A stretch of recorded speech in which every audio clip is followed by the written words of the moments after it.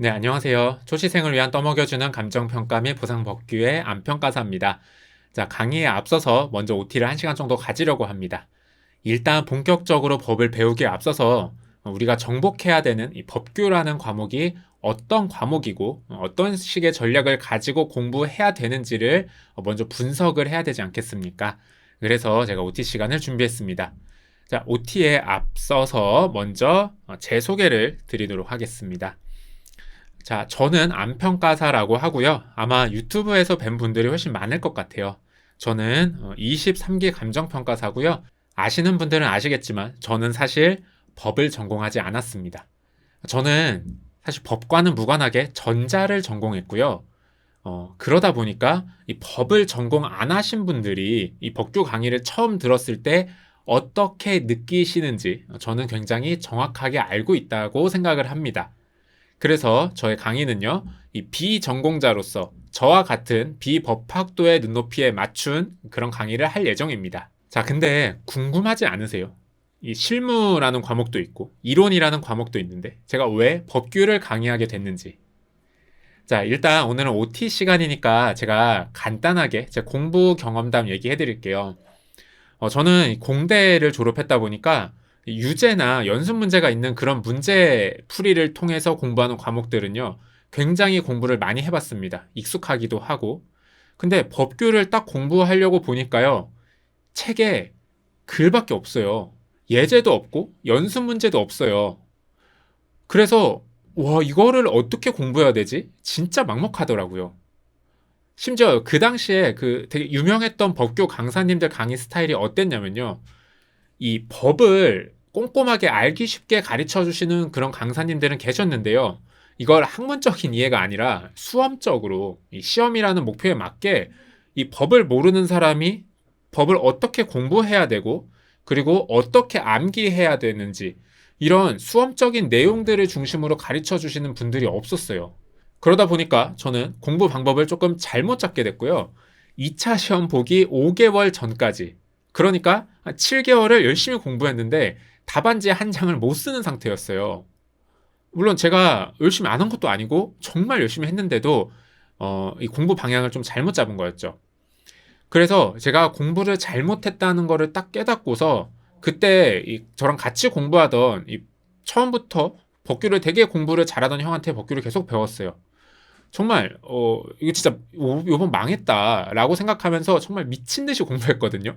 그러고 나서 딱 2달 만에 제가 모의고사에서 시험지 20장을 다 채웠습니다.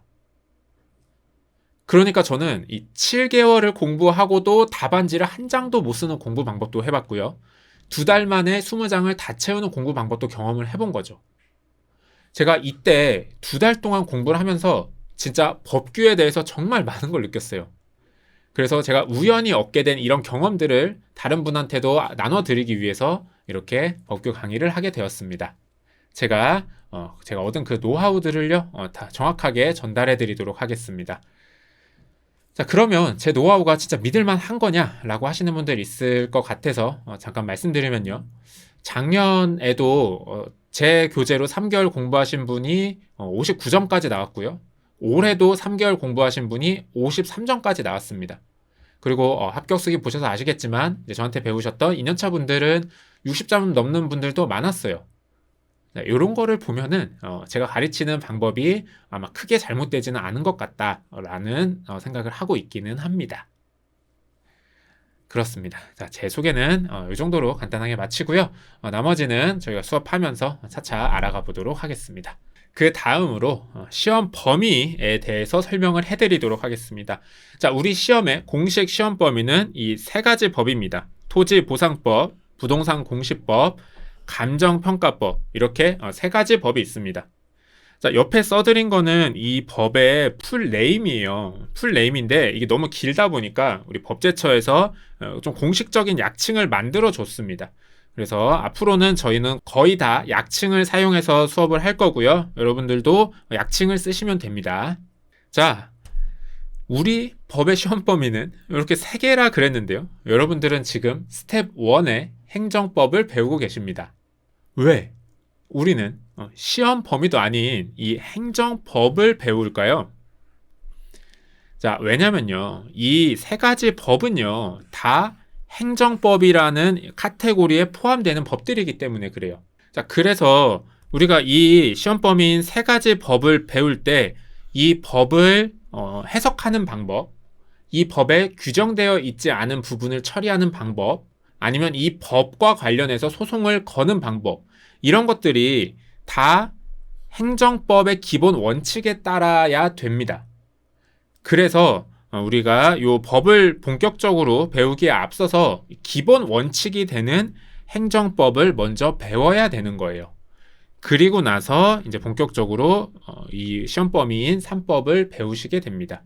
그래서 우리 시험 범위는 아니지만 우리가 행정법을 배워야 된다라고 생각을 하시면 되겠습니다. 자, 참고로 우리 행정법은요, 범위가 굉장히 많거든요. 근데 요거를 이제 다 배우는 건 아니고요. 우리 요 시험 범위에 맞춰서 요 3법에 필요한 부분들만 이제 쏙쏙 빼내서 배우시면 됩니다. 제가 딱 필요한 부분만 가르쳐 드리도록 하겠습니다.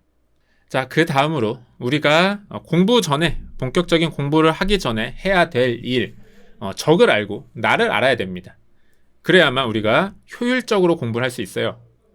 그래서 행정법 문제라는 거는 도대체 어떻게 나오고 어떤 지식을 필요로 하고 내가 어떤 능력을 가지고 있어야 행정법에서 고득점을 낼 수 있는지 한번 살펴보도록 하겠습니다. 자, 일단은요, 행정법을 배운다는 게 뭔지 제가 간단하게 설명을 드리고 실제 문제가 어떻게 나오는지 한번 설명해 드리도록 하겠습니다. 자, 교재 유닛 OT-1을 펼쳐주시면 좋을 것 같아요. 자, 지금 알려드리는 거는 뭐 시험에 나오는 건 아니니까 그냥 가볍게 들으시면서 끄덕끄덕 그렇구나 하고 끄덕끄덕 하시면 될 것 같습니다. 자, 먼저 우리 행정법을 배운다는 게 무엇이냐? 행정법. 자, 여러분 우리 이 행정법을 아직 배우지는 않았지만 행정법이라는 게 있겠죠. 근데 이 행정법이라는 어떤 특정한 법이 있는 건 아니에요. 뭐냐면은 이 행정법에 속하는 게 어떤 뭐 행정기본법이라는 것도 있고요. 행정소송법이라는 것도 있고요. 그리고 뭐 행정대집행법이라는 것도 있고요. 뭐 이런 식으로 이 행정과 관련된 법들이 많습니다. 이 우리가 얘기하는 행정법은요, 요런 행정과 관련된 법들을 다 싸잡아서 표현하는 의미예요. 아, 그렇구나. 행정법이라는 게 따로 있는 건 아니고 그냥 여러 가지 행정에 관련된 법들을 싸잡아서 표현하는 거구나. 이렇게 일단 간단하게 기억 한번 해 보시고요. 자, 그 다음으로 우리가 행정법을 배운다는 건 뭘까요? 자, 요런 이 다양한 법마다 이 법을 보시면은 법 조문들이 있겠죠. 뭐 1조 뭐뭐뭐, 뭐 2조 뭐뭐뭐 이렇게 있겠죠.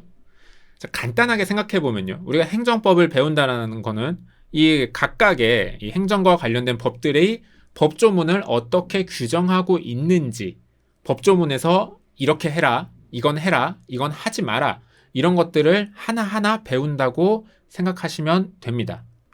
물론 이렇게 이제 법조문만 배우면 굉장히 간단하겠죠. 근데 현실적인 문제들이 좀 있습니다. 자, 뭐냐? 이 법조문을요, 해석하는데 굉장히 교수님마다 의견이 갈리는 경우가 많아요. 생각보다 이 법조문을 해석하는데 의견이 되게 갈립니다. 여러분들 언뜻 생각해 보시면 야, 법조문 해석하는데 뭐 그렇게 의견이 갈릴 게 많아? 라고 생각하실 수 있는데요. 제가 그냥 장난삼아 굉장히 간단한 어떤 법조문 같이 생긴 문장 하나 보여드리겠습니다. 대한민국 남자들은 국방에 의무를 진다. 이런 건 이렇게 규정되어 있는 법은 없어요. 그냥 제가 예시를 드는 겁니다. 자, 이런 간단한 문장만 해도요, 사실은 해석의 여지가 굉장히 많습니다. 자, 한번 그냥 보세요. 남자? 잠깐만. 성 전환한 사람은 어떻게 하지?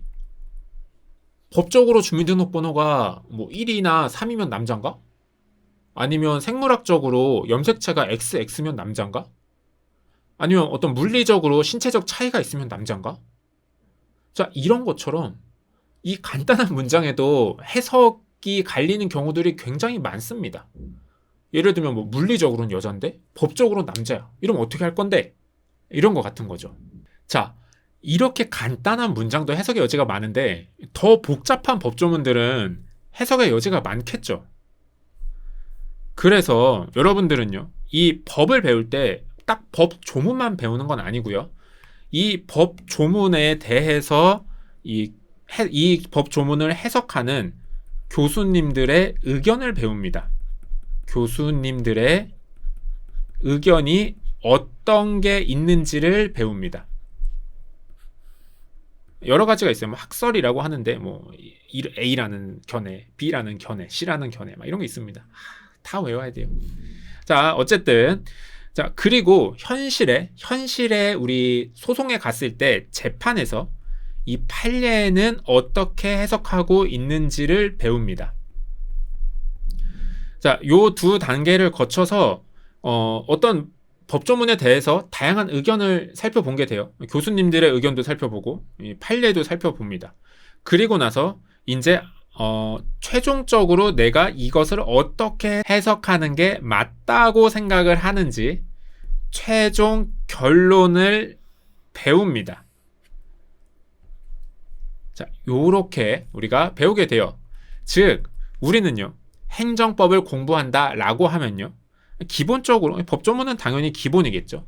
그러면서 이 법조문들마다 교수님들의 해석은 어떤지, 이거를 실제 법원에서 판례는 어떻게 해석하고 있는지, 그리고 내가 보기에는 어떻게 해석하는 게 맞다고 생각하는지, 이거를 배우는 겁니다. 그러니까 이 법조문마다 이 세트들을 배우게 된다고 생각하시면 돼요. 물론 이제 너무 간단하거나 중요하지 않아서 이 세트가 없는 애들도 있거든요. 근데 뭐 어쨌든 대부분은 이 세트를 배웁니다. 참고로 이 세트는요, 우리가 논점이라고 불러요. 논점. 그렇습니다. 뭐 법조문마다 이런 것들을 배우나 보구나, 이렇게 생각하시면 되겠습니다. 자, 그 다음으로 이런 걸 배우는구나. 근데 우리 행정법 문제는 어떻게 나오고 이 배운 거를 어떻게 적용해서 풀게 되는지, 행정법 문제가 어떻게 나오는지 한번 구경을 시켜드리도록 하겠습니다. 자, 일단 행정법 문제에서는요, 어떤 상황을 줘요. 상황을 줍니다. 예를 들면 뭐 A도 도지사 누구는 도내에 심각한 주차난을 해결하기 위해서 뭐 관내의 일대에 뭐 4만 해배를 뭐 공영주차장으로 사용하려고 공사를 하고 있는데 어쩌고 저쩌고 이런 상황을 줍니다. 그리고 나서 법적인 걸 물어봐요. 갑이라는 사람은 이 상황에서 토지보상법에 따를 때, 토지보상법상 규정을 따를 때 보상을 받을 수 있는가? 라고 물어봅니다. 받는가? 이렇게 어떤 법적인 판단을 물어봅니다. 자, 그러면요, 이 상황에서 우리가 문제를 어떻게 풀어야 되냐면요, 일단은 이 문제 상황에 적용할 그런 법조문을 우리가 판단을 해내야 됩니다. 딱 보니까 이 상황에서는 5조가 적용되겠구나. 이 상황에서는 7조가 적용돼야 되겠구나. 이런 식으로 어떤 법조문을 들이밀어서, 이 문제 상황에 들이밀어서 결론을 낼지를 일단 판단을 해야 됩니다. 그리고 나서 이 법조문을 소개해주고요. 적용해야 되는 법조문을 소개하고, 그 법조문을 정확하게 교수님의 생각도 살펴보고 판례의 생각도 살펴보고 내 최종 결론을 내므로써 이 법조문을 정확하게 해석을 해냅니다. 그리고 이 최종적으로 해석해낸 내용을 바탕으로 이 물음에 대답을 합니다. 이 법조문을 정확하게 해석해서 내가 이 상황에 한번 적용해 보니까 갑은 보상을 받는다. 이렇게 법적인 결론을 내는 게 바로 우리 행정법 문제가 되겠습니다. 자, 정리해 보면요. 우리가 이런 행정법 문제를 풀 때 필요한 절차는 첫 번째. 자, 요거는 잠깐 타이핑을 하도록 하겠습니다. 첫 번째, 문제에 적용할 법조문과 세트를 판단한다. 요게 첫 번째겠죠. 그리고 두 번째는 이 세트를 문제 상황에 적용해서 물어보는 것에 답한다. 요 단계를 거쳐서 행정법 문제를 풀게 됩니다. 자, 그럼 이제 여기에 이어서요. 행정법 문제를 이렇게 풀어야 되기 때문에 우리는 어떤 거를 공부하고 어떤 식으로 공부 전략을 세워야 될지 요걸 한번 도출해 보도록 하겠습니다. 자, 첫 번째. 어떤 문제 상황에 적용해야 되는 법 조문과 이 세트를 골라야 되잖아요. 그러려면 어떻게 해야 돼요? 내가 이미 법조문이랑 이 법조문에 대한 해석, 판례, 의견, 내 최종 결론, 이 세트, 이거를 제가 논점이라 그런다고 했죠. 이 논점들을 일단 다 외우고 있어야 돼요. 그래야지 어떤 문제 상황이 딱 발생했을 때 쟤를 써야 되나? 얘를 써야 되나? 얘를 쓸까? 하고 내가 골라낼 수 있잖아요. 그쵸? 그래서 여러분들이 해야 될 가장 첫 번째 일은요. 논점을 다 외운다. 외우고 있을 것. 그러니까 언제 어느 상황에서도 필요한 논점을 뽑아낼 수 있게 내가 다 머릿속에 가지고 있어야 됩니다. 자, 그리고 두 번째. 내가 이 문제 상황에 적용해야 되는 적절한 법조문을 꺼낼 줄 알아야 됩니다. 무슨 얘기냐면요. 문제 상황에 적용할 법조문을 잘 선택한다. 선택할 줄 알아야 한다. 이렇게 되는 거예요. 자, 결국 우리가 행정법에서 공부를 해야 되는 어떤 전략은 이게 전부입니다. 이 두 가지의 포커싱을 맞춰서 공부를 하시면 되는 거예요. 자, 저는요, 요거를 퍼즐 조각으로 비유를 많이 하거든요. 좀 들어보신 분들도 있을 텐데, 자, 문제가 어떤 퍼즐 조각을 잘 맞춰야 되는 그런 목표라고 해봅시다. 그러면은요, 우리가 그 퍼즐을 잘 맞추려면요, 일단 다양한 상황에 사용할 수 있는 퍼즐 조각을 많이 들고 있어야 돼요. 그러니까 퍼즐 조각을 많이 들고 있을수록 어떤 상황에서도 내가 필요한 것들을 쏙쏙 꺼내서 이렇게 맞출 수가 있으니까 이 퍼즐 조각을 일단 많이 들고 있는 게 중요합니다. 그게 바로 제가 얘기한 요 논점을 많이 외우고 있는 거, 이 퍼즐 조각을 많이 들고 있는 것에 해당합니다. 그리고 나서는요, 이 주어진 문제 상황에 맞게 이게 필요한 퍼즐 조각들을 잘 맞추는 연습을 하면 됩니다. 그러니까 이 상황에서는 이 퍼즐 조각을 써야겠다. 이 상황에서는 이 퍼즐 조각을 써야겠다. 이렇게 문제 상황에 적용할 법조문을 잘 선택할 줄 알아야 되는 것. 적절한 퍼즐 조각을 잘 선택해서 조립을 하면 됩니다. 그러니까 이거예요. 간단히 얘기하면은 잘 외우고 잘 고르는 연습한다. 이 두 가지로 여러분들이 법규 공부를 끝까지 가져가시면 됩니다. 외우는 건 외우고 잘 고르는 연습은 잘 고르는 연습하고 이렇게 포커싱을 나눠서 공부를 하시면 됩니다. 그렇습니다. 자, 그리고 이거는 시험이기 때문에 여러분들이 기술적으로 달성해야 되는 경지가 사실 하나 더 있습니다. 자, 뭐냐면요. 제가 퍼즐 조각으로 계속 설명을 드려볼게요. 이 퍼즐 조각들을 맞출 때 이 퍼즐 조각이 이렇게 완벽하게 꼭 들어 맞추기 위해서는, 그러니까 이 출제자가 원하는 대로 이렇게 깔끔하게 딱 맞추기 위해서는요, 가끔씩은 이 내가 들고 있는 퍼즐 조각이 조금 작잖아요? 그럼 이렇게 퍼즐 조각을 이렇게 조금 늘리기도 하고, 내가 들고 있는 이 퍼즐 조각이 조금 커요? 그럼 이렇게 조금 자르기도 하고, 그러니까 내가 외우고 있는 이 논점을 이렇게 좀 늘리고 줄이고 하는 그런 경지가 있습니다. 그러니까 요거는 이제 우리가 정해진 시간에 쓸 수 있는 분량이 정해져 있기 때문에 막 무조건 많이 쓸 수가 없기 때문에 필요하면 조금 줄이기도 하고 뭐 필요하면 좀 늘리기도 하고 요런 게 이제 기술적으로 조금 필요합니다. 그래서 요거를 이제 우리가 3단계로 볼 수 있습니다. 뭐냐면은 외운 논점을 상황에 맞게 늘리고 줄이기의 경제가 있습니다. 이렇게 먼저 좀 간단히 설명을 드리면은 늘리고 줄이려고 하잖아요. 그러면은 이 뭐가 있는지 논점을 정확하게 알고 있어야 돼요. 이 논점의 내용이 어떤 게 있기 때문에 여기를 조금 빼가지고 이렇게 조금 줄이고 여기를 조금 이렇게 해서 조금 늘려야겠다. 이런 판단을 하려면은 일단 논점 자체는 여러분들이 되게 안정적으로 머릿속에서 그냥 이렇게 쭉 그려질 정도로 외우고 계셔야 되거든요. 그래서 이 늘리고 줄이는 거는 사실상 되게 어떤 궁극의 경제에 해당합니다. 그렇습니다. 자, 요게 이제 제가 생각하는 법규 공부의 큰 틀입니다.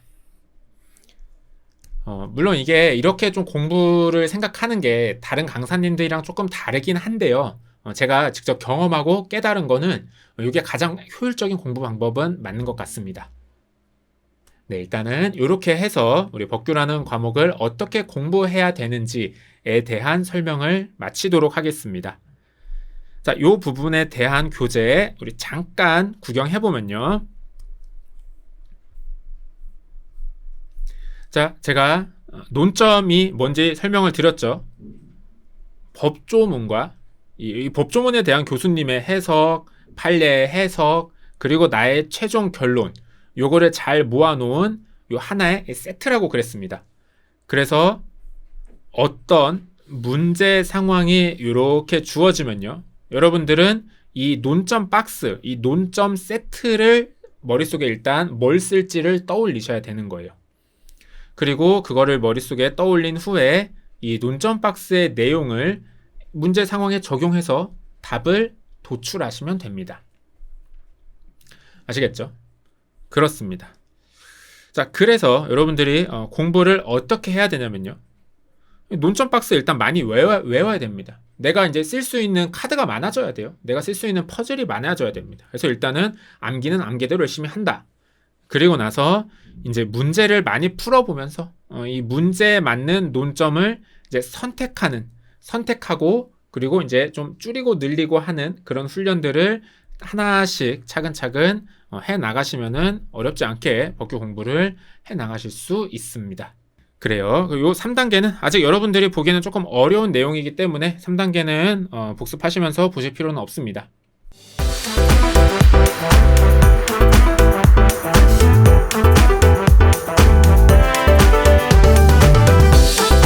자, 그러면은 우리 아까 하던 걸로 다시 돌아가서, 자, 여러분 볼게요.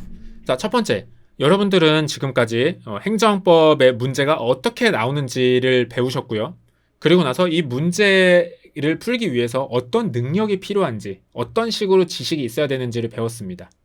자, 이번에는 제가 이제 이것들을 하기 위해서, 요것들을 하기 위해서 커리큘럼을 어떻게 짜고 있는지 간단하게 설명을 해드리도록 하겠습니다. 자, 여러분들 일단 스텝 1, 2 있잖아요.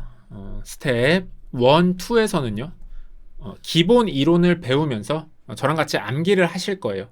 그래서 일단은 이 논점을 외우는 작업을 같이 할 겁니다. 그리고 나서요, 스텝 3에서는요, 이 외운 논점을 문제 상황에 잘 선택할 수 있는, 문제에 맞는 퍼즐 조각을 선택하는 연습을 할 겁니다.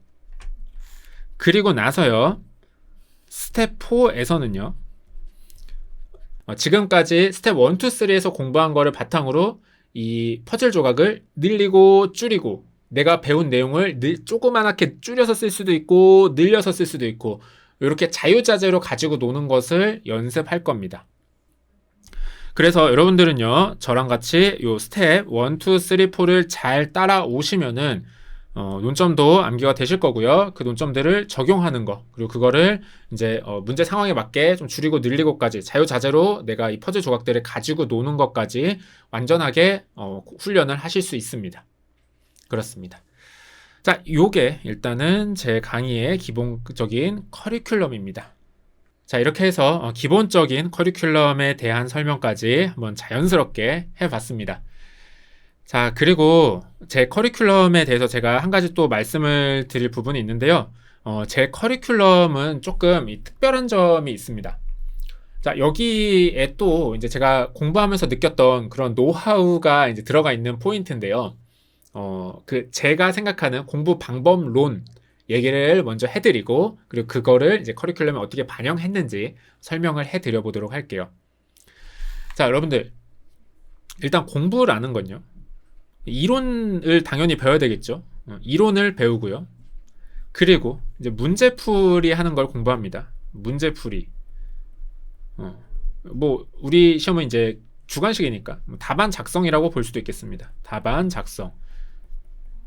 자, 요 과정을 거쳐서 우리가 가고자 하는 것은 이제 합격에 다다르는 게 되겠죠.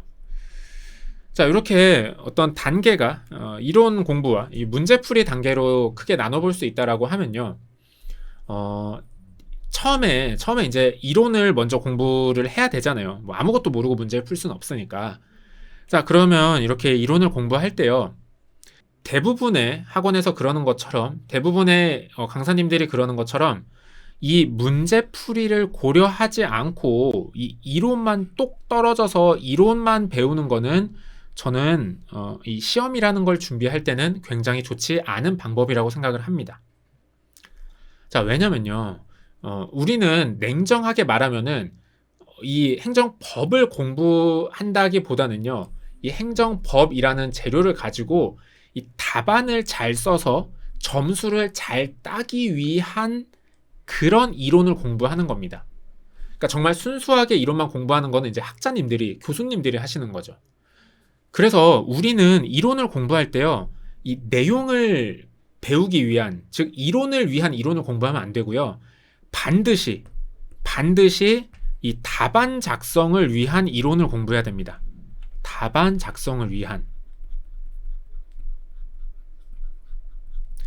자, 그러면요, 이게 일단은 처음에는 이거 답안 작성을 해본 건 아니잖아요. 그래서 사실은 이제 제가 이론 공부 여러분들 이렇게 하셔야 됩니다, 이렇게 하셔야 됩니다 얘기는 해주겠지만, 대부분의 분들 어떤 느낌이냐면요, 내가 답안 작성은 해본 적은 없지만 안평가사가 이렇게 하라고 하니까 일단은 이런 식으로 해봐야 되겠다, 이런 느낌으로 되게 이게 장님이 코끼리 다리 만지듯이 좀 뭐 전체적으로 이게 어떻게 적용되는 건지는 좀 안 와 닿으신 상태로 이렇게 떠듬 공부를 하시게 됩니다. 근데 여러분들이 이제 답안 작성 단계까지 일단 넘어가시잖아요. 그러면은 그때는 이제 모든 게 이해돼요. 이론 공부는 이렇게 해야 되는구나. 이렇게 공부를 해야 답안 작성하기 편하구나. 이론을 이렇게 정리해야 점수 따기 좋은 방법이구나. 이런 거는 답안 작성하는데 필요가 없는 이론이었구나.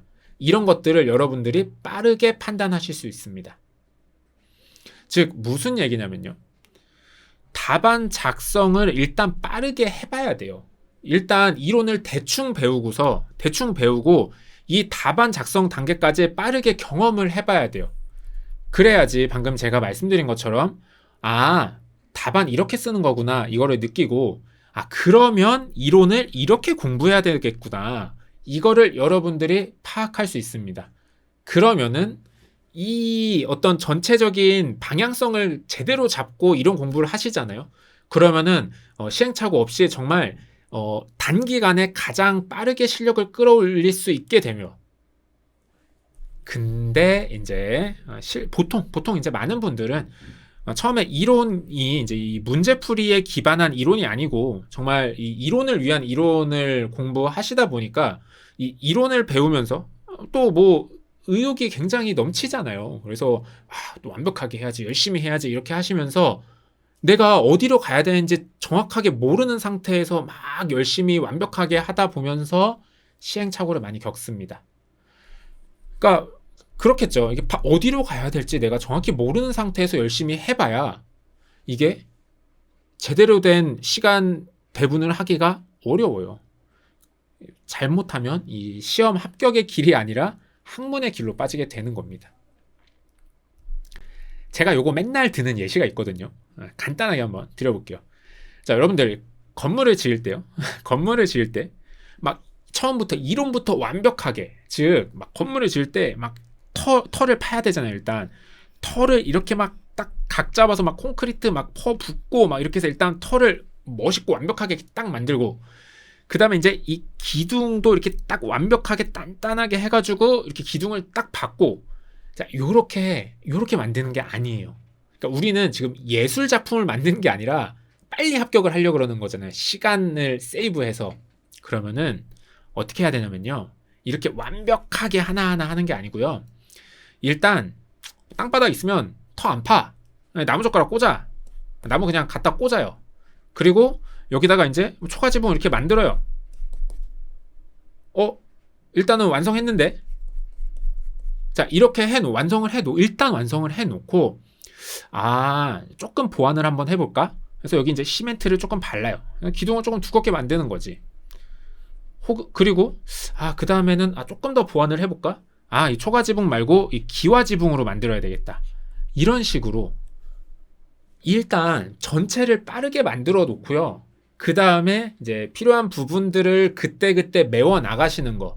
이게 가장 효율적이고 시간을 세이브할 수 있는 공부 방법입니다. 즉, 막 이렇게 하나하나 너무 완벽하고 제대로 하고 넘어가시려고 하다 보면요, 우리 시험이라는 거는 이 시간 제약이라는 게 되게 중요한 어떤 제약 요소이기 때문에 공부 기간이 무조건 늘어나게 됩니다. 자, 그래서 이제 결론적으로 제가 하고 싶은 얘기가 뭐냐? 그래서 제 철학은 이론을 꼼꼼하고 완벽하게 공부하는 게 중요한 게 아니라, 이론을 일단 뼈대만 빨리빨리 세워놓고 문제풀이까지 일단 빨리 가야 돼요. 그러니까 여러분들이 이 문제를 빨리 한번 접해 보셔야 돼요. 그래서 문제 풀려면 이런 이론은 필요 없네. 이 문제를 잘 풀려면 요거는 되게 정확하게 외워야 되네. 요거를 여러분들이 일단은 몸으로 느끼셔야 돼요. 그리고 나서 다시 돌아와서 이제 이론을 조금씩 꼼꼼하게 메워 나가시는 겁니다. 요게 제 공부 방법의 또 다른 큰 특징이에요. 그렇기 때문에 이제 제 커리큘럼에 또 어떤 특징이 있냐면요,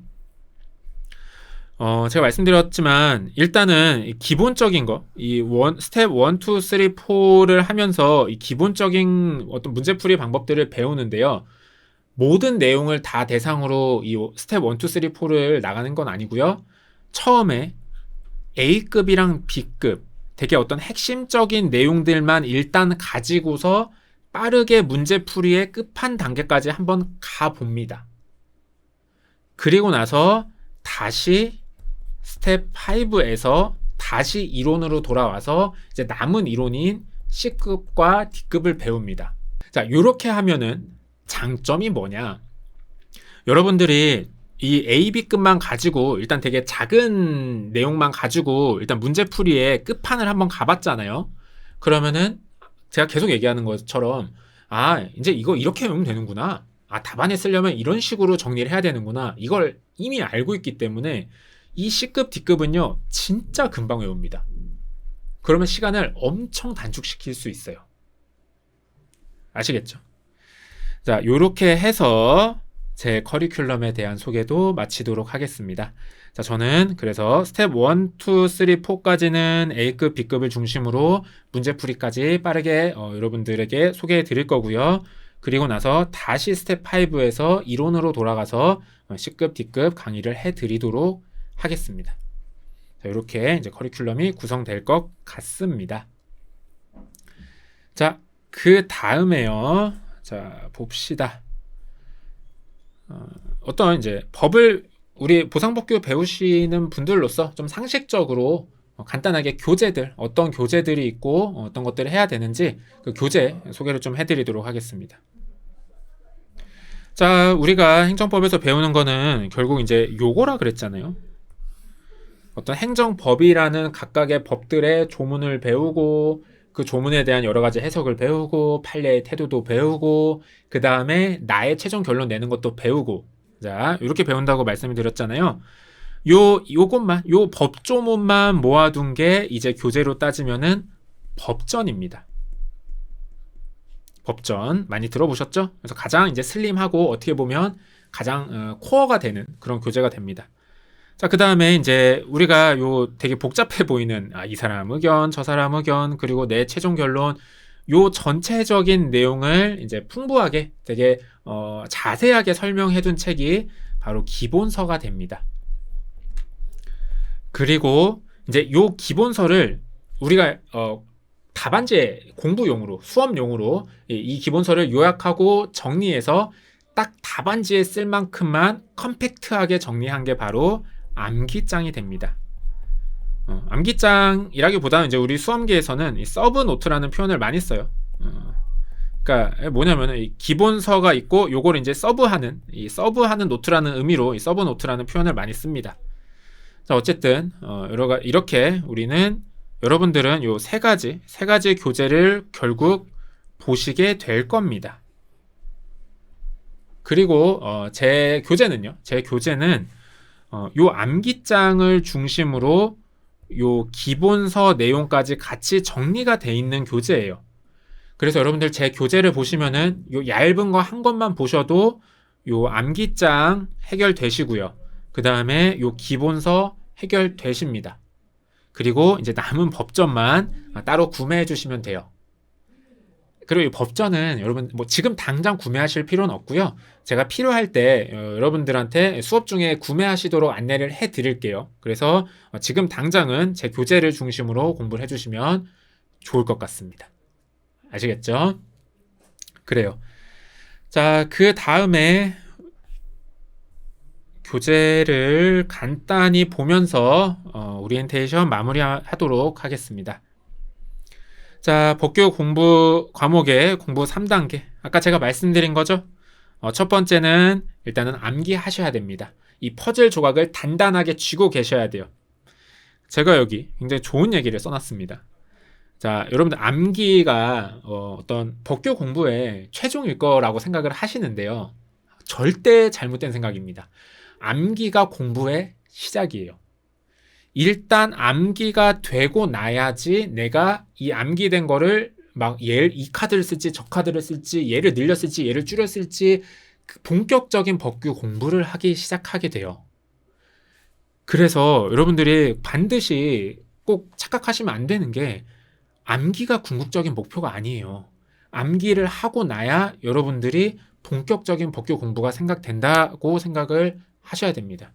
그래서 일단 먼저 암기를 해 주셔야 되고요. 이게 제가 말씀드린 퍼즐 조각을 단단하게 가지고 있는다라는 부분에 해당하는 겁니다. 자, 그 다음에 이제 이 문제에 맞는 퍼즐 조각을 고르고 끼워 넣는 연습. 이 문제에 맞는 퍼즐 조각, 뭘 쓰지?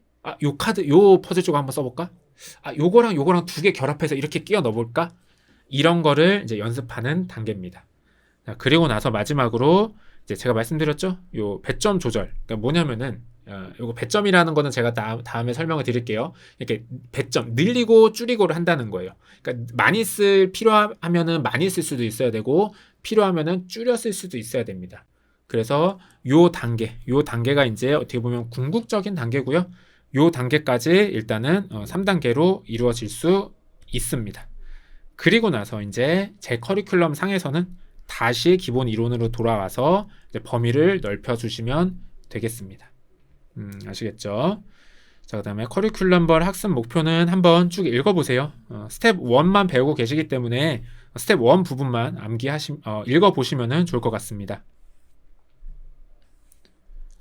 자, 그 다음에 암기법, 이 암기장의 선택이란 내용이 있는데요. 자, 요거 뭐 간단한 내용입니다. 설명드릴게요.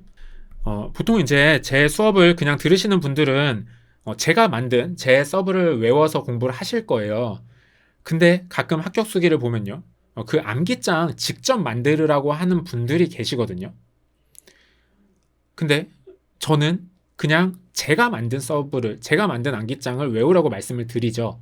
그래서 가끔씩 어떻게 해야 돼요? 이렇게 혼란스러워 하시는 분들이 있는데요. 제가 정확히 말씀드릴게요. 자, 다른 사람이 그러니까 제가 만든 거죠. 자, 제가 만든 이 서브를 사용해서 암기하세요. 직접 서브 만들지 마세요. 자, 왜 그러냐면요. 잘 만들어진 서브를 외우는 게 속도 면에서는 굉장히 빠릅니다. 물론 이 어느 정도 실력 이상으로 올라가기 위해서는 내가 서브를 만들어야 되는 거는 맞아요. 그거는 맞습니다. 근데 그건 일단 나중에 하실 일이고요. 처음에 기본적인 실력까지 올리실 때는요. 잘 만들어져 있는 서브 그냥 외우는 게 가장 빠릅니다. 이거는 제가 장담할 수 있습니다. 자, 왜 그러냐면요. 여러분 생각해 보세요. 처음에 여러분들이 서브를 암기장을 만든다고 해봐야 여러분들 뭐가 중요한지도 모르고 뭐 어떻게 정리해야 되는지도 모르고 암기장 만들어봐야 그 만든 거 100% 쓰지도 못합니다. 그냥 다 시간 낭비하시게 되는 거예요. 아시겠죠? 그래서 여러분들 서브 만들 생각 하지 마시고요. 잘 만들어진 제 서브 이걸로 일단 공부하세요. 아시겠죠? 그렇습니다. 자, 요 내용도 넘어가고요. 그 다음에 이 구체적인 암기 방법 요거는 제가 이제 우리 수업 중에 본격적으로 암기를 시작하는 때가 있어요. 그때 수업에서 다시 한번 설명해 드리도록 하겠습니다. 요거는 일단 넘어갈게요. 자, 그 다음에 요거 잠깐 볼게요. 자, A급에서 D급 암기 순서. 자, 여러분 이 받으신 교재 미리 한번 이렇게 뒤로 넘겨보신 분들은 아마 아실 것 같은데요. 제가 이 교재 논점들마다 A급, B급, C급, D급을 다 구분해 놨어요. 요거는 어떤 기준으로 제가 구분을 해 놓은 거냐면요. 이 시험에 빈출되는 중요도 순서대로 나눠 놓은 거예요. 그래서 A급이면은 뭐 2회 이상, 뭐 B급이면은 1회 이상, 뭐 C급이면은 뭐 1회 이상이나 뭐 중요하지 않은 거. 이런 식으로 제가 중요도 순서대로 싹 다 나눠 놓은 겁니다. 자, 그래서 여러분들 이 중요도를요, 어떻게 생각을 하셔야 되냐면요. 자, 가끔 이런 분들이 있습니다. 나는 효율적으로 공부할 거니까 그냥 A급, B급만 공부해야지. 이런 분들 있거든요. 자, 여러분들 이렇게 공부하시라고 나눠 놓은 거 아닙니다. 나는 효율적으로 공부해야지라고 A, B급만 공부하시잖아요. 그러면은 여러분 점수도 아주 슬림하게 나옵니다. 자, 무슨 얘기냐면요. 결국은 A급에서 D급까지 다 보셔야 돼요. 요거 제 예를 잠깐 들어드리면요. 저 공부할 때 제가 공부를 되게 열심히 했다라고 생각해서 저는 D급까지 다 정리를 했다. 나는 좀 깊게 공부했다라고 생각했거든요. 근데 막상 붙은 사람들끼리 얘기해보잖아요. 그러면은 다 D급까지 공부했어요. 그러니까 저는 저만 본 줄 알았는데 알고 보니까 D급까지 다 하더라고요. 붙은 사람들은 다 했더라고요. 그래서 이렇게 제가 A급, B급, C, D를 나눠놨지만 요거는 일단 다 보셔야 되는 게 맞고요. 다만 이 등급은 뭐냐면요. 어떤 걸 먼저 봐야 되는지, 내가 시간이라는 게 되게 한정이 돼 있다면 어떤 걸 먼저 봐야 되는지랑 어떤 거를 얼마나 자세하게 봐야 되는지에 대한 구분입니다. 그러니까 여러분 뭘 먼저 봐야 되는지, 즉 당연히 A급, B급 먼저 봐야죠. A급, B급 먼저 보고 이게 이제 완성도가 뭐 한 70% 정도 올라오면 그 다음에 이제 C급도 추가하고, 그리고 얘도 뭐 완성도가 한 70% 정도 올라오면 이제 D급도 추가하고, 이런 식으로 공부 순서를 정해주는 거라고 보시면 될 것 같습니다.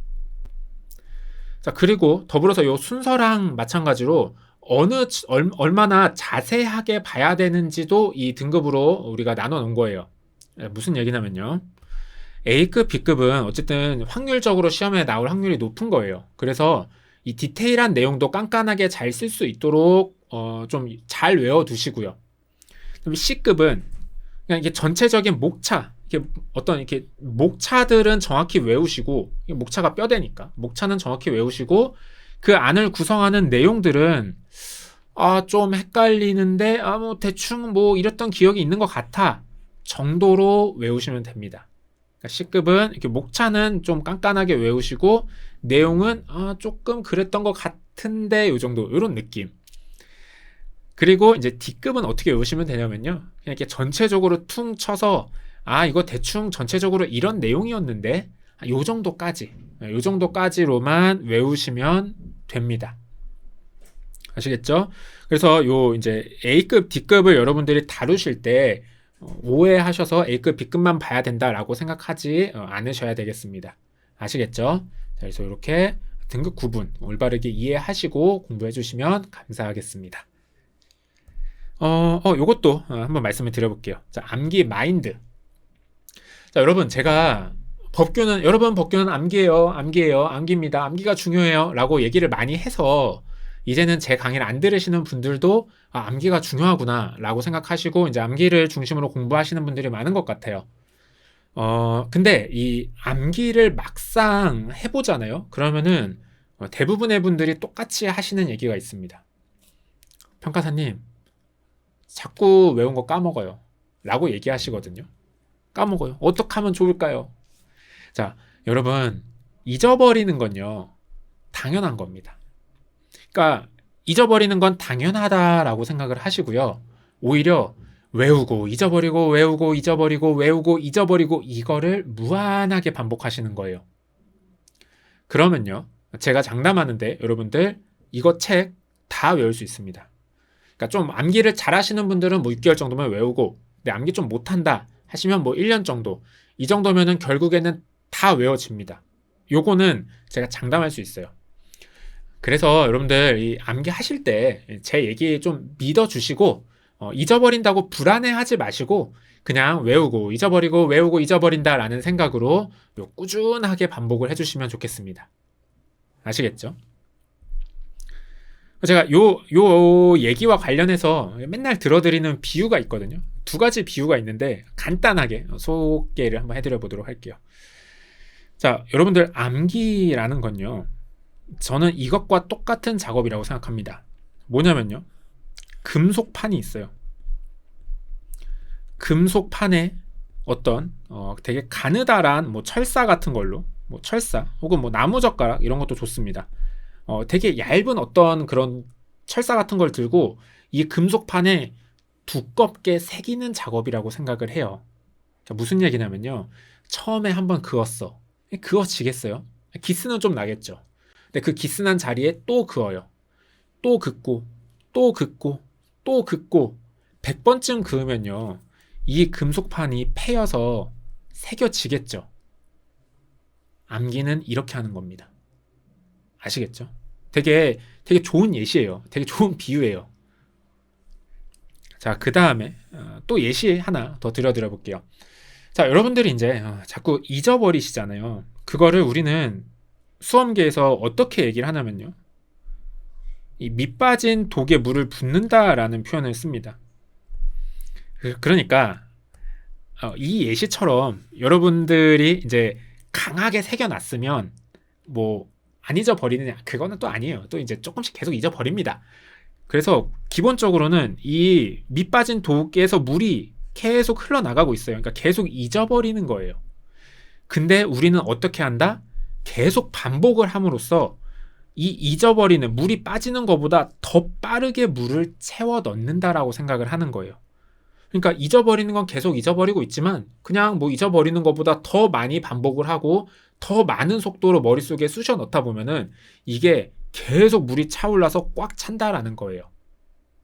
그래서 이 쏟아붓는 양이 처음에는 되게 작을 거예요. 여러분들 익숙하지 않으니까 힘도 없고, 그래서 처음에는 부었는데 그대로 다 물이 빠져나가겠죠. 근데 여러분들이 계속 반복해서 쏟아붓다 보면요, 점점 힘도 좋아지고 한 번에 부을 수 있는 물의 양도 많아집니다. 이제 그게 이 잊어버리는 것보다 더 빠르게 붓기 시작하는 순간부터는 그냥 순식간에 이 항아리에 물이 차버립니다. 아시겠죠? 그래서 결국은 이 두 가지 예시가 여러분에게 주는 교훈은 뭐다? 반복이다. 묵묵한 반복이다 라는 겁니다. 그래서 여러분 암기는요, 이게 뭐 한술에 배부르려고 하지 마시고 꾸준하게 반복하시면은 아마 어렵지 않게 대부분이 다 하십니다. 거의 다 하십니다. 하실 수 있으니까 이런 생각 가지고 차근차근 같이 하나씩 한 스텝 꾸준하게 지치지 않고 저랑 같이 공부해 보도록 합시다. 아시겠죠?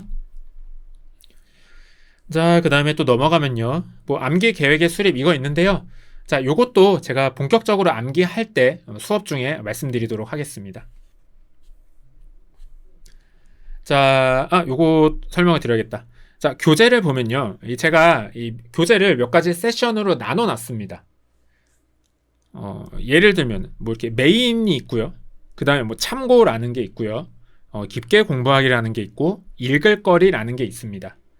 자, 요거는 이제 여러분들 이제 뒤쪽 교재 보시면 알겠지만 뭐 요런 식으로 나눠져 있어요. 뭐 이게 참고라는 것도 있고요. 뭐 읽을 거리라는 이름이 붙은 것도 있고, 뭐 깊게 공부하기라는 게 붙은 것도 있고, 아니면은 이렇게 밑에 박스 팁 이런 것도 있고요. 그리고 이제 요게 본문이 되겠죠. 요런 게 이제 요런 게 본문이 될 겁니다. 자, 요런 식으로 제가 이 교재 세션을 나눠 놨거든요. 그래서 요거를 이제 여러분들이 어떻게 생각하셔야 되는지, 어떻게 공부하셔야 되는지 설명을 드리도록 하겠습니다. 자, 일단 메인 내용이요. 자, 메인이잖아요. 자, 이거는 답안지에 그대로 쓰는 겁니다. 그래서 여러분들 반드시 암기해 주셔야 돼요. 자, 이 외에는 여러분들 암기하실 거 없습니다. 자, 유닛 제목 아래 이 박스로 된 그 팁들이 있거든요. 그거는 그냥 반복해서 읽기만 하시면 돼요. 대신에 읽으면서요, 이해하시면서 읽으셔야 돼요. 그러니까 끄덕끄덕 하면서 맞지 그치 그래 이렇게 되지 맞아 하시면서 읽으셔야 돼요. 근데 읽으시다가 잠깐만 이거 왜 그러지? 하시면은 이제 질문하셔야 되고요. 이런 식으로 반복해서 읽으시면 되고요. 요 참고도 이제 마찬가지로 반복해서 읽으시면 됩니다. 그리고 이제 깊게 공부하기를 보면요, 그 옆에 뭐 제가 뭐 D급 혹은 뭐 C급 이런 식으로 옆에 이제 중요도 표시를 따로 해뒀거든요.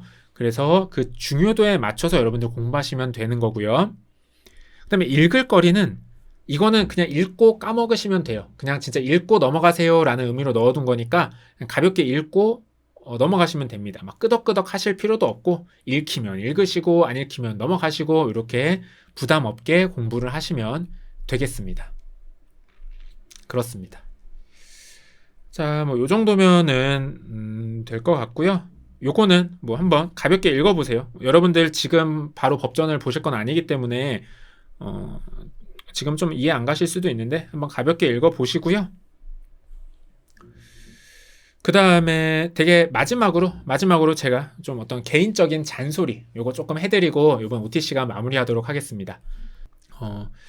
자, 여러분 공부를 할 때는요, 내용을 이해하고요, 그리고 이 이해한 내용을 암기를 해서 요거를 이제 아웃하는, 끄집어내는 이 단계로 이루어집니다.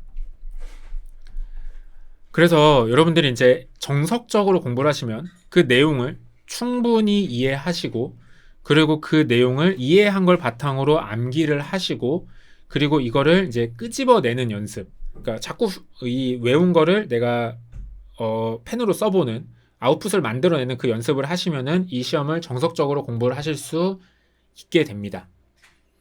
자, 그런데 제가 한 가지 말씀드리도록 할게요. 여러분들 이 행정법은요 되게 어려운 공부입니다. 그러니까 법 쪽에서도 행정법을 되게 어려워해요. 그리고 이거는 진짜 전공으로 몇 년씩 공부를 해야 되는 과목이에요. 그러면은요, 여러분들이요, 행정법을 끽해야 얼마 공부하시겠습니까? 1년 공부할 것 같나요? 아니죠. 1년 동안 3과목 공부해야 되죠? 자, 4개월 동안 공부합니다. 근데 지금 우리 행정법만 공부하나요? 3법도 공부해야 되죠? 자, 행정법은 우리는 넷으로 따지면 2개월 공부한다고 볼 수 있습니다. 자, 여러분들 2개월 만에 이 남들이 몇 년씩 전공을 하는 행정법을 이해하실 수 있을 것 같으세요? 아니에요. 제 생각엔 아닙니다. 기본적으로요, 우리는요, 행정법을요, 이해할 수 없습니다. 저는 이 전제를 깔고 갑니다. 기본적으로 우리는요, 이 행정법을 온전히 이해할 수가 없어요. 시기적으로, 시간적으로. 그렇기 때문에 내가 공부를 하다가 이해가 안 가는 부분이 있을 때 걔를 자꾸 파고 들어서 완벽하게 이해를 하고 넘어가야지 라고 생각을 하시면요, 그냥 내가 이 시험 오래 공부하겠다는 것과 같은 행동이 됩니다. 그래서 여러분들 어떻게 하셔야 되냐면요, 이해는요, 가는 데까지 이해를 하시는 거예요. 그냥 최대한 이해할 수 있는 데까지만 이해하세요. 그리고 이해 안 가는 부분 있잖아요, 그냥 바로 암기해 버리세요. 그냥 내 맘대로 대충 이런 얘기인가 보다 하고 그냥 외워버리세요. 이게 맞는지 틀리는지도 필요 없어요. 그냥 외우세요. 그러셔야 됩니다. 왜냐면은 암기를 하고 나서도 이 연습도 많이 해야 돼요. 근데 지금 이해가 안 간다는 이유로 여러분들이 암기를 안 하시면은 공부를 오래 하겠다는 얘기밖에 안 됩니다. 아시겠죠? 그래서 제가 좀 여러분들한테 드리고 싶은 얘기는 우리는 시험이기 때문에 이해보다는 암기가 훨씬 중요합니다. 그래서 암기 중심의 공부를 하셔야 돼요. 그러니까 이해 중심이 아니라 암기 중심의 공부를 하셔야 돼요. 그러니까 이거예요. 이 행정법을 내가 다 이해하겠다라는 생각 자체가 이미 오만한 생각이에요. 이미 너무 건방진 생각이라는 겁니다. 그래서 나는 행정법을 다 이해하기 어려울 거야 라고 그냥 빨리 마음 접고 되는 데까지 이해하시고 안 되는 거는 바로바로 암기를 하셔야 돼요. 잘못 이해하고 암기하셔도 상관없어요. 일단 암기 중심으로 공부를 하시는 게 맞습니다. 일단 이게 제가 여러분들한테 드리는 첫 번째 얘기고요. 자, 다만 여기서 여러분들 오해를 하시면 안 됩니다. 뭐냐면요. 자, 암기를 해야 된다고 말씀을 드렸잖아요. 암기를 가장 잘하는 방법은요. 이해를 하는 겁니다. 그래서 여러분들이 암기를 하실 때 아무 생각 없이 암기하시라는 건 아니에요. 그러니까 여러분들이 암기하시는 그만큼은 여러분들이 최대한 이해를 하시고 그리고 이해가 안 가시는 거는 그냥 닥치고 암기를 하시는 거예요. 다만 강사가 있잖아요. 강사가 있으니까 여러분들이 최대한 이해하시고 이해 안 가시는 부분은 고민하지 마시고 그냥 저한테 바로 물어보고 바로 답변 듣고 그렇구나 오케이 하고 암기를 하시는데 시간을 쓰셔야 된다는 거예요. 그래서 저는요 여러분들한테 이 수업을 할 때 굉장히 최대한 이해를 잘 가도록 열심히 알려드릴 거예요. 왜? 그래야 제가 중요하게 생각하는 암기를 잘 하실 수 있으니까요. 그래서 좀 말이 약간 이 아이러니한 면이 있었는데 결론은 여러분들 궁극적인 목표는 암기라는 걸 잊으시면 안 됩니다. 그리고 이해는 그 암기를 잘하기 위한 도구다라고 생각을 하셔야 돼요. 암기할 필요가 없는 건 이해할 필요 없어요, 여러분. 그러니까 암기할 필요도 없는 거를 막 이해하고 싶어서 막 찾아보고 이러시느냐고 시간 쓰시면 절대 안 되는 겁니다. 아시겠죠? 요게 제 마지막 잔소리입니다. 자, 가장 효율적인 공부는 답안지에 쓸 만큼만 암기하고요. 암기할 만큼만 이해하시면 됩니다. 이해를 위한 이해하시면 여러분들 공부기간 무지막지하게 늘어납니다. 아시겠죠? 이게 원래 한 4년씩 하는 공부가 여러분들 원래 알고 계시잖아요. 그렇습니다. 자, 요런 식으로 제가 여러분들과 함께 법규를 정복해 보도록 하겠습니다. 자, 긴 시간 오리엔테이션 들어주셔서 감사했고요. 다음 시간부터 본격적인 수업 진도 나가도록 하겠습니다.